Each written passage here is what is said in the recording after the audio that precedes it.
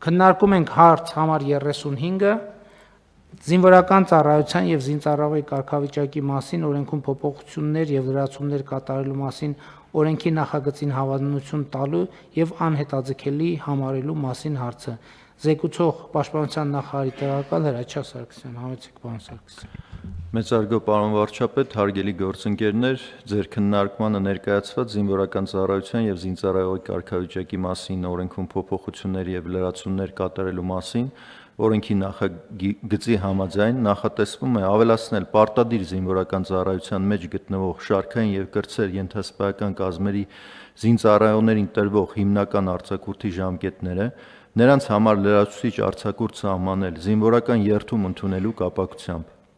ինչպես նաև ռազմաուսումնական հաստատություն ավարտած եւ Պաշտպանության նախարարության համակարգում կամ ազգային անվտանգության ծառայության սահմանապահ զորքերում սպայական պաշտոնների նշանակված սպաների համար գործող ծառայողական բնակարաններով ապահովման համակարգը փոխարինել իրենց կարիքներին համահունչ հիպոթեկային վարկավորմամբ սեփականության իրավունքով բնակելի անշարժ գույք ձեռք բերելու իրավունքով ամբողջապես պետական բյուջեի միջոցների հաշվին։ Հաշվի առնելով նաև կարգավորման հարաբերությունների կարևորությունը, առաջարկում եմ հավանություն տալ օրենքի նախագծին եւ դրա քննարկումն ազգային ժողովի կողմից համարել անհետաձգելի։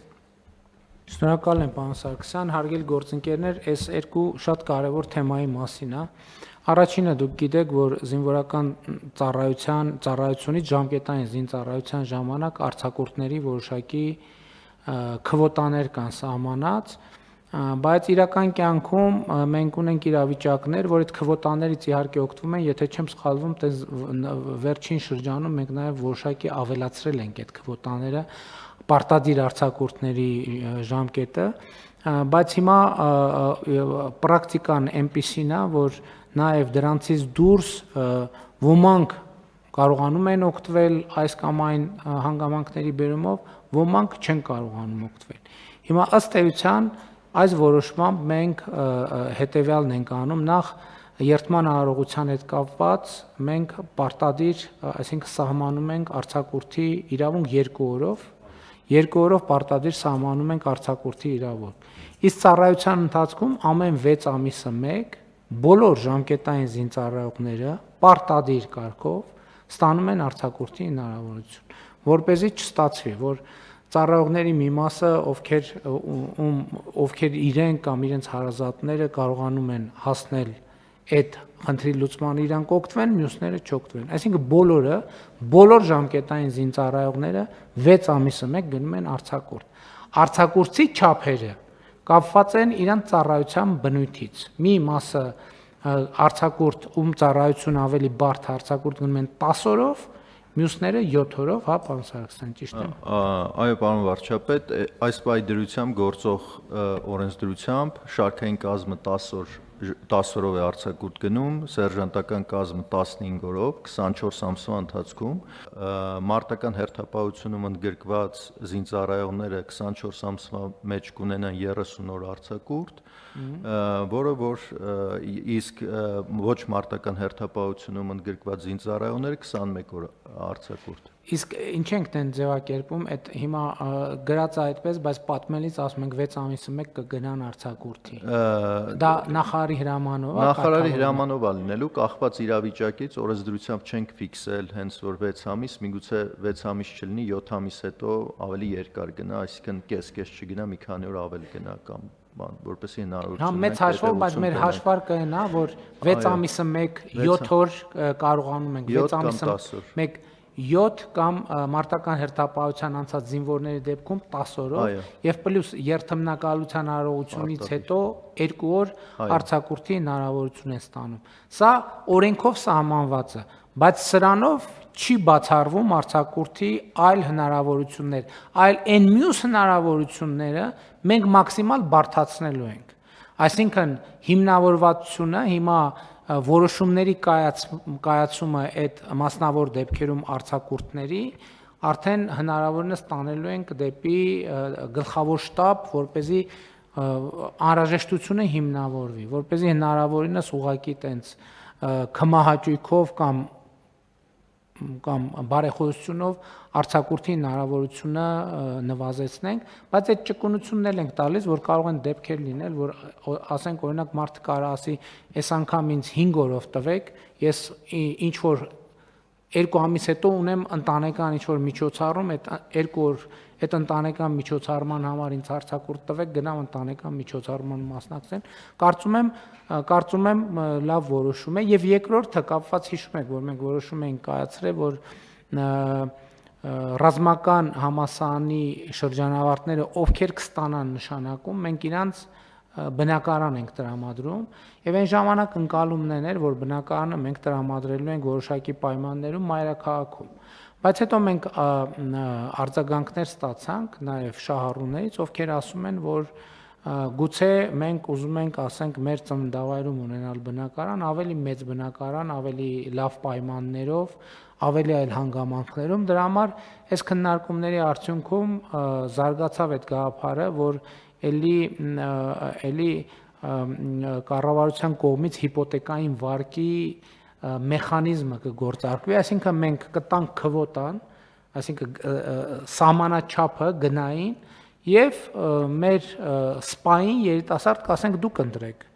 այս սկզբունքի, այս չափի շրջանակում դուք ընտրեք, մեկը կընտրի Երևանում, երկրորդը Գյումրիում, երրորդը ընդհանրապես գյուղական որևէ համայնքում եւ այսինքն հասկանալի է ինչքան այս Երևանի կենտրոնից հեռու լինի, այդ նույն թվով ավելի գուցե թե մեկը ուզում է առանձնատուն ձեռք բերի, հետնել ունենա 5000 մետր, ասենք օրինակ հող այգի եւ այլն, ինչու ենք մարդուն մենք զրկում այդ հնարավորությունից, ասում չէ, այս մանավանդ որ բնակարանների վաճառքի սահմանափակում է լինելու։ Այսինքն սովորական պայմաններում կարող ենք ասել դե իր բնակարանն է ուզում է, թող այդ վաճառի գնա գյուղում ուրիշ տուն առնի։ Բայց քանի որ վաճառքի սահմանափակում է լինելու, ստացվելու է, որ մարդը 25 տարի, եթե տենց երազանք ունի գյուղում առանձնատուն եւ պտղատու այգի ունենալու, պետք է 25 տարի սպասի այդ երազանքը իրականացնելու համար, 20 տարի սպասի այդ երազանքը իրականացնելու համար, իսկ հիմա կարող է միանգամից գնալ եւ իր երազանքների առանձնատունը եւ այգին հիմնադրել կառավարության աջակցությամբ։ Այս երկու փոփոխությունն է, իհարկե այդտեղ հարցեր կան ֆինանսավորման հետ կապված ճշգրտումներ անելու բյուջետային տողերի, եթե աշխատանքի ընթացքում դա կիրականացվի։ Պարոն վարչապետ, ճիշտ է, դուք ասացիք, բայց նաև կուզեի ընդգծել, որ նաև կարևորում է, որ մենք ստեղ ընտրություն ենք տալիս, այսինքն գործող կարգավորումների շրջանակներում մենք պետք է ինչ-որ չափորոշիչների բնակարանի մրցույթ հայտարարեինք, կառուցապատողները կամ անհատները գային գնումներին մասնակցեին, ունեինք նայենք ինչ-որ բնակարան, իսկ այս մեխանիզմի միջոցով մենք հնարավորություն ենք տալի իրենք ընտրություն կատարեն։ Ու կախված չի, թե բնակարանը գտնվում է Երևանում ձեռք կբերի, թե մարզում, մենք բոլորին միևնույն սահմանաչափն ենք տալի, որով որ պայմանավորված արդեն տարբեր տեղերում մակերեսները տարբեր են լինում։ Այսինքն պայմանականորեն ասած, չգիտեմ, որոշել ենք թիվը, թե դեռ նոր պիտի։ Կարգը կառավարությունը կհաստատի, տրամաբանությունն այն է, որ այս պահի դրությամբ կադաստրի միջինացված արժեքը 80 քառակուսի մետրի համար ենք նախատեսել շուրջ 35 միլիոն դրամի շրջանակներում։ Իմաստն են առնելու, որ մենք ձեզ 35 միլիոնի հնարավորություն ենք տալիս։ 35 միլիոնով ուզում եք գնեք Երևանում, ուզում ենք գնենք մարզում, ուզում ենք գնենք գյուղում, այդ 35 միլիոնն է։ Ինչ հարց կար մեխանիզմի հետ կապված։ Հա։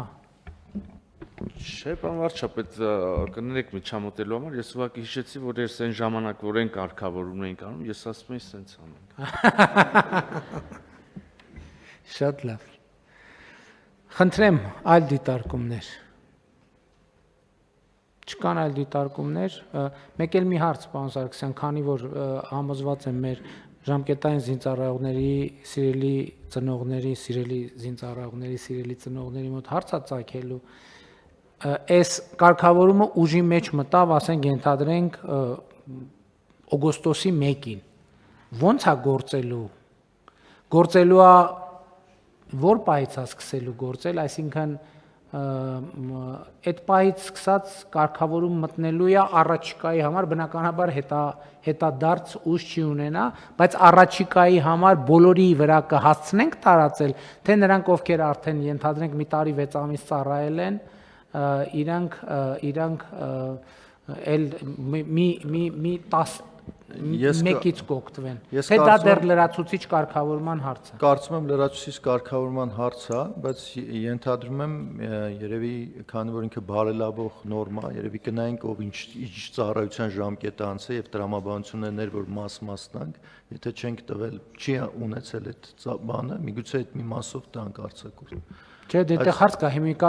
կարող է լինել զինծառայող, որ ուժի մեջ մտնելու պահին իրան 30 օր մնացելիս լինի ծառայելու։ Մենք իրան ասելու ենք այստեղ հարցեր կա, ենթադրում եմ պետք է կարգավորենք։ Երևի, հա, կարծում եմ։ Որ ես նկատի ունեմ ճիշտ ակնկալիքները ձևակերպենք, որ հետո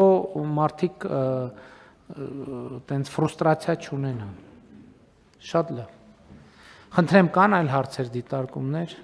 Չկան այլ հարցեր, հարցը դրվում է քվեարկության, ովքեր են դեմ որոշման ընդունմանը, դեմ չկա, որոշումն ընդունված է։